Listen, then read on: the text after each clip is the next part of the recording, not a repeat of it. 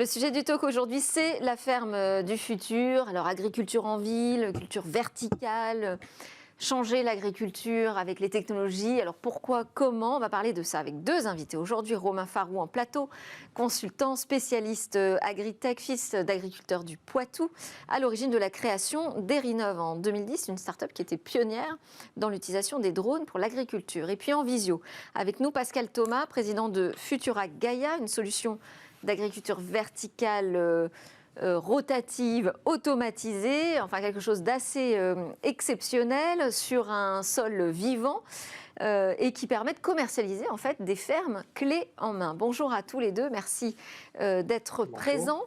Ma première question est assez générale déjà. Comment expliquez-vous cet assaut des techs, des startups dans ce secteur de l'agriculture pour la transformer à tout prix? Peut-être on peut commencer ensemble en place. Il y a une question d'état de l'art de la technologie qui aujourd'hui a connu quelques avancées significatives et quelques révolutions au niveau particulièrement des réseaux, de la disponibilité de la donnée, de la conception de capteurs.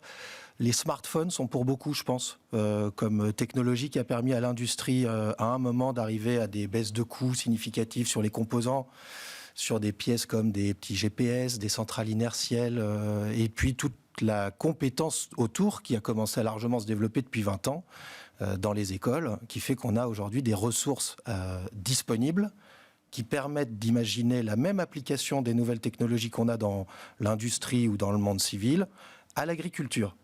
Donc ça, c'est logique. Maintenant, la question qui, moi, m'intéresse, c'est pourquoi dans l'agriculture, c'est pas la même chose que dans l'industrie et dans le monde des technologies pour le civil. Ah oui, c'était des questions que j'allais vous poser. Il y a des spécificités de l'entreprise agricole. Il y a beaucoup de spécificités de l'agriculture qui, en soi, n'est pas un seul marché, qui est une multitude de marchés et dans laquelle on est confronté à un réel. L'agriculteur est le premier à le savoir, et le premier à peut-être certainement tenter de le dire avec un porte-voix un peu limité, parce qu'il est comme par nature sur sa ferme. Mais des gens comme les fils d'agriculteurs, qui ont été à l'origine de structures comme la ferme digitale, qui fédèrent pas mal de start-upers issus du monde agricole au départ, et puis qui maintenant agrègent des gens de l'industrie, de la tech, intéressés à l'avenir de l'agriculture pour des raisons qui maintenant nous apparaissent beaucoup plus évidentes. Donc c'est vrai que tout ça aujourd'hui crée un élan dont je pense qu'effectivement une structure comme Erinov était un petit peu pionnière et peut-être même un peu trop pionnière. Un peu trop tôt peut-être. Exactement. Donc on voit aussi se consolider le retour d'expérience des grands groupes par rapport aux startups, des institutionnels et des agriculteurs eux-mêmes. En plus avec des évolutions générationnelles. Tout un tas de paramètres qui convergent vers le fait qu'effectivement on est à un moment charnière de maturité sur la réflexion, sur la stratégie, sur les problématiques qu'on a pu observer. Maintenant, les solutions vont être à mettre en œuvre et elles sont nombreuses, elles sont diverses. Alors, on va interroger Pascal Thomas sur ces différentes solutions. Donc, président de Futura Gaia, bonjour, merci d'être connecté avec nous. Pascal, vous, qu'est-ce que vous diriez sur cet assaut des techs là, dans l'agriculture? On en est où aujourd'hui? Alors déjà, je partage un point complètement avec Romain, c'est que je suis aussi fils d'agriculteur, donc ce qui m'a amené à réfléchir à ce sujet-là, moi qui viens du monde de la tech, j'ai un passé plutôt en tech, mon père était un ingénieur agro et producteur toute sa vie, et j'ai pu voir ce que c'était que le monde de l'agriculture, les enjeux d'un agriculteur, et puis quelque chose qui, moi, m'a particulièrement frappé et touché, c'est qu'il a développé un Parkinson à cause des produits phyto qu'il a vu toute sa vie sur ses pommiers. Et on voit aussi les enjeux nécessaires de changement du mode agricole pour pouvoir éviter le recours à la chimie tel qu'on l'a fait pendant les 70 dernières années, et comment on peut changer tout ça. Donc, et ce changement, c'est aussi issu du changement climatique. Vous voyez bien que dans les semaines qui viennent de passer, quand vous avez des passages de grêle qui sont passés sur la France plusieurs fois, les enjeux pour le producteur, mais aussi pour le consommateur, hein, on ne le cite jamais. Le consommateur n'aura pas accès aux produits qui ont été détruits. Comment fait-on pour les compenser et les récupérer? Donc ce changement et l'apport de la technologie, c'est aussi aider le monde agricole à se transformer plus vite. La technologie apporte tout un tas d'éléments intéressants. Ça peut être en effet par les capteurs, ça peut être aussi par de l'automatisation, de changer aussi la capacité à recruter. Le monde agricole a un mal fou à recruter dans des métiers saisonniers. Comment est-ce qu'on peut répondre à ces enjeux-là? Parce que ce sont des enjeux qui vont toucher toute la population. C'est transformer le métier et également générer de nouvelles vocations aussi. Parce que quand je pense aux solutions qui sont proposées aujourd'hui, spontanément, je me dis c'est plutôt des nouveaux profils qui vont être intéressés par cette nouvelle façon de voir et de penser l'agriculture.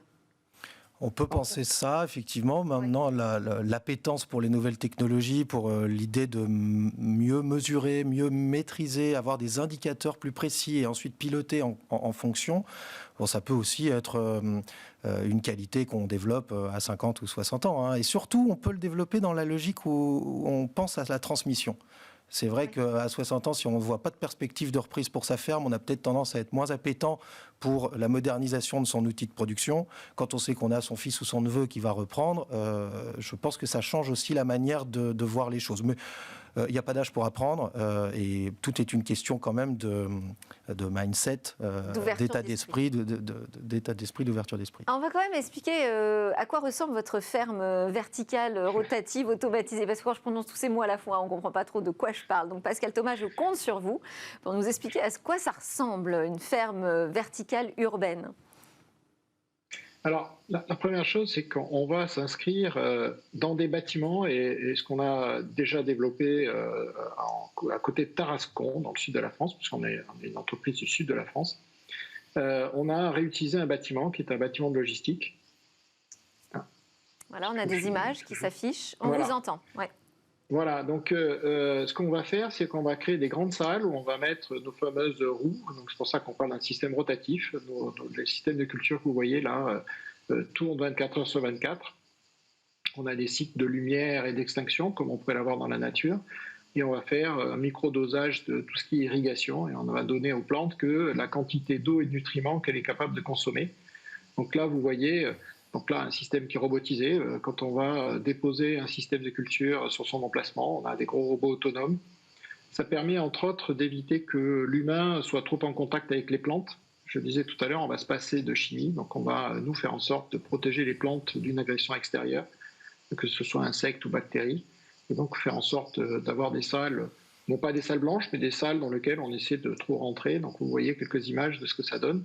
Ça vous donne une idée aussi de la taille. Là, vous voyez, on est pas loin de 7 mètres de haut quand on est tout en haut de la pièce. Et donc, nos systèmes, là, vous avez des herbes aromatiques qui sont en culture, vont pouvoir pousser en 2 ou 3 semaines avant d'être ramassés et envoyés frais, comme on pourrait l'avoir dans un plein champ. Si ce n'est qu'on va le faire 12 mois sur 12. Là, le gros avantage, c'est que la qualité des plantes qui en est issue, c'est souvent la question qu'on nous pose, on a des qualités de plantes qui sont totalement hors normes. Quand vous donnez exactement ce que la plante a besoin d'avoir en termes de lumière, en termes de nutriments, elle va vous donner ce qu'elle a de meilleur en termes de génétique. Et donc, on a des plantes de qualité qui sont assez remarquables. Là, ça veut dire qu'on part quand même sur des fermes sans champs. Hein. On est plutôt dans presque des projets immobiliers avec de nouvelles infrastructures. Est-ce que c'est ça, quand j'évoque la ferme du futur, est-ce que c'est à ça que vous pensez aussi ? Ah, c'est les deux. Il y a deux mondes. Il y a le monde de l'agriculture en conditions maîtrisées, qui concerne Pascal et le projet de Futura Gaia. Donc c'est vrai que là, on est dans une forme de logique qui est plus proche de l'agriculture urbaine, avec une vocation certainement plus nourricière pour les villes. Mais on va quand même capitaliser sur tous ces plusieurs millions d'hectares qu'on a en France et qu'on aura encore longtemps, qui risquent pas d'être quand même tous bétonnés à terme, pour travailler de l'agriculture en conditions non maîtrisées, c'est-à-dire celles de la nature, les conditions pédoclimatiques, celles du sol et du climat, dans lesquelles les nouvelles technologies, d'une autre manière que quand on est dans un environnement maîtrisé comme celui de Pascal, ça se présente différemment. C'est vraiment deux structures de production différentes. Donc là, on est plutôt sur de l'agriculture en ville, compatible avec des champs en agriculture à la campagne. Totalement compatibles, totalement complémentaires et qui ont chacune leur place, qui vont permettre également de mutualiser des coûts d'industrialisation de capteurs qui parfois seront convergents pour les deux. Et puis certains robots très automatisés dans ce que je vous dis, là, le côté conditions maîtrisées qu'on a chez Pascal, c'est singulier. C'est très opportun pour être sûr de maîtriser parfaitement l'état de sa plante à la sortie et de monitorer et de faire de l'agronomie un peu plus comme une science exacte. En champ, l'agronomie est une science un peu moins exacte. Ou en tout cas avec beaucoup plus de disparités. Bon, cela dit, cette agriculture en ville, on sent que c'est une tendance de fond. On parle de 70% de la population mondiale qui vivra en ville en 2050. Donc ça va devenir un sujet en soi. Oui. Mais on en est où en termes de développement? Là, je vais passer la parole à Pascal Thomas là-dessus. Je pense que c'est très important ce qui vient d'être dit. On est dans des agricultures complémentaires. D'ailleurs, nous, notre métier, c'est de proposer cette alternative, ce supplément à un monde agricole en disant vous avez des terres, des serres, et puis vous pourrez aussi avoir une ferme verticale. On va essayer aussi de faire en sorte de rapprocher et de récupérer des espaces qui sont déjà perdus pour le monde agricole. Quand on est dans un bâtiment qui a déjà été construit, il ne reviendra, sa destination agricole est définitivement perdue. Ce qu'on cherche à faire, nous, c'est créer des surfaces supplémentaires. Vous savez, en France, la moitié de nos fruits et légumes sont importés. On parle en ce moment de pas mal de pénuries, on le voit sur des choses comme la graine de moutarde, par exemple.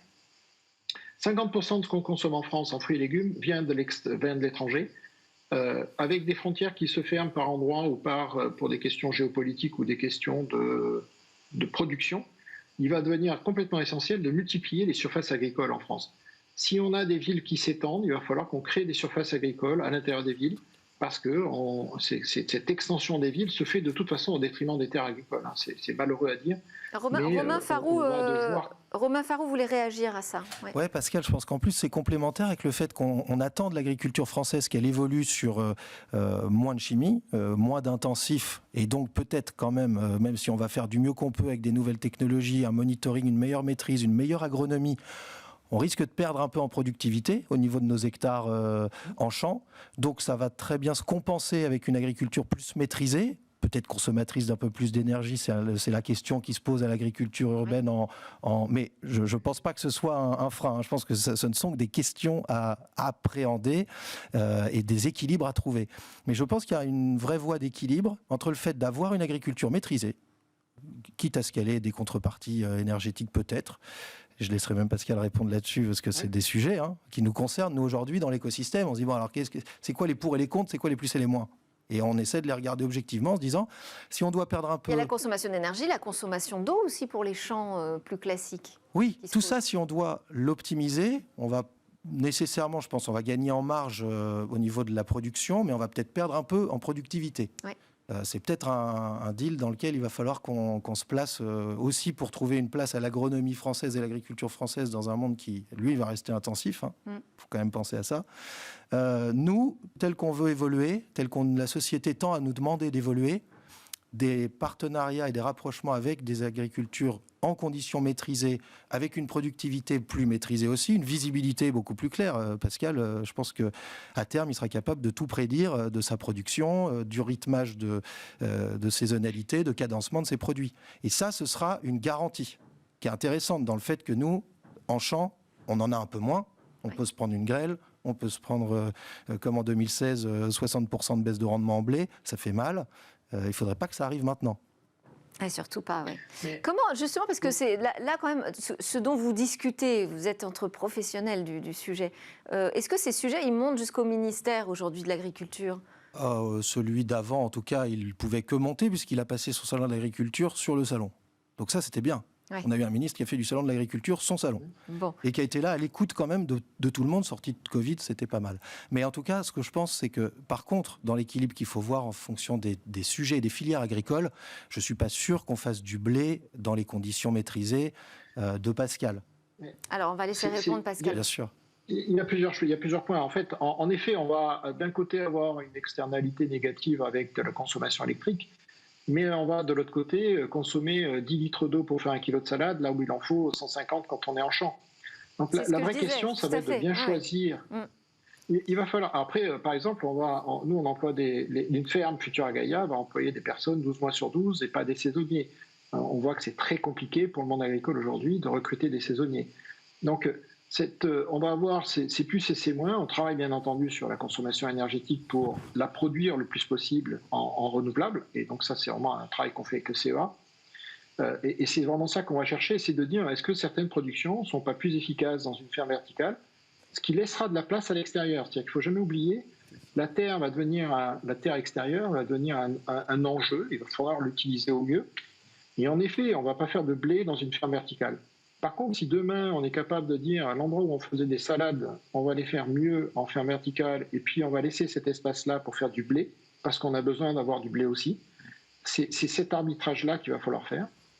Et pour répondre à la deuxième question sur les ministères sont vraiment en train de se saisir ça. Il y a un changement très très récent dans l'approche. On avait une approche un peu figée sur il faut faire de la permaculture. Il y avait une vision un peu idéaliste du monde de la production. On voit que cette approche aujourd'hui est en train de changer, d'évoluer pour avoir quelque chose de beaucoup plus ouvert en disant il faudra plusieurs solutions pour répondre à la problématique.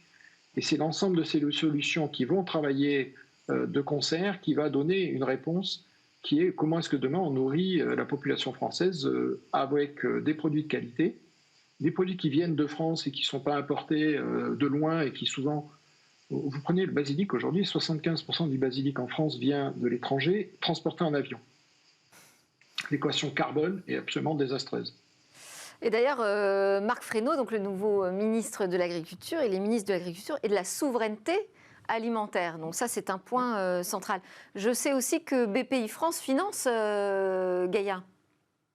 Alors, on travaille très bien avec BPI en région, donc ça, c'est quelque chose qui fonctionne bien. On n'a pas BPI France dans notre capitale aujourd'hui. On espère avoir la Caisse des dépôts qui sera partie prenante.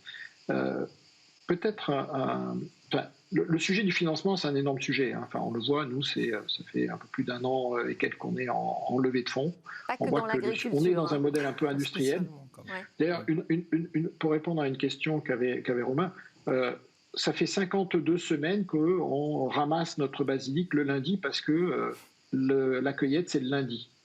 Donc c'est pour dire à quel point on est à un niveau de précision sur ce point-là. Et en effet, c'est ce qui change énormément par rapport à un champ à l'extérieur. C'est quand on nous dit quand est-ce que vous savez que vous devez ramasser, on ramasse le lundi. Et donc l'agro-industriel est content derrière d'avoir la semaine pour s'approprier la production et la distribuer. Voilà, elle est fraîche, on l'envoie directement et il la traite en produits totalement frais et donc on a une chaîne extrêmement courte. Merci beaucoup à tous les deux. On arrive malheureusement à la fin de ce débat. On aura l'occasion d'en reparler. On parlera aussi de la maîtrise de la donnée qui est un sujet aussi important. Pascal Thomas, donc président de Futura Gaïa, qui était avec nous en visio, et Romain Farou, consultant spécialiste en agritech, qui était en plateau. Juste après la pause, on va parler des cryptos avec une initiative dans le secteur de l'énergie.